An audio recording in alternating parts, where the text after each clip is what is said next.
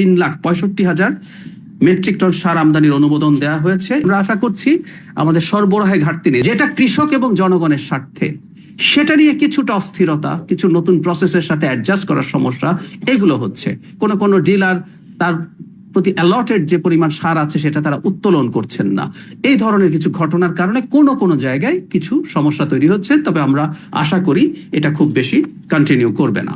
কি পদক্ষেপ নেওয়া হয়েছে? প্রচুর সার আমদানির অনুমোদন দেওয়া হয়েছে, কোনো ঘাটতি যেন না হয়। 24 আগস্ট 2026 তারিখে সরকারি ক্রয় কমিটির বৈঠকে 3,65,000 মেট্রিক টন সার আমদানির অনুমোদন দেওয়া হয়েছে। এর ঠিক এক সপ্তাহ আগে কানাডা, রাশিয়া এবং সৌদি আরব থেকে আরো 1,15,000 টন অনুমোদন দেওয়া হয়েছিল। In the heart of the city rises a destination built for greatness. International Convention City, Bosundhara. Life takes a new course. ডিলারদেরকে কড়া নির্দেশ দেওয়া হয়েছে, তারা যেন সার উত্তোলন করেন এবং সেগুলো যে পরিমাণ সার তাদেরকে অ্যালোকেট করা হয়েছে সেটা যেন তারা বিতরণ করেন। আমি আরেকটা জিনিস একটু বলে রাখি, আমাদের সাম্প্রতিক মজুদটা একটু বলে রাখা দরকার আছে।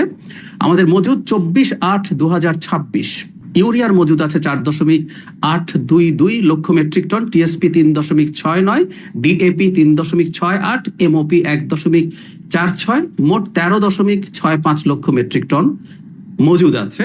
আমদানি পর্যায়ে আছে টিএসপি 2,10,000, ডিএপি 2,80,000, এমওপি 3,75,000।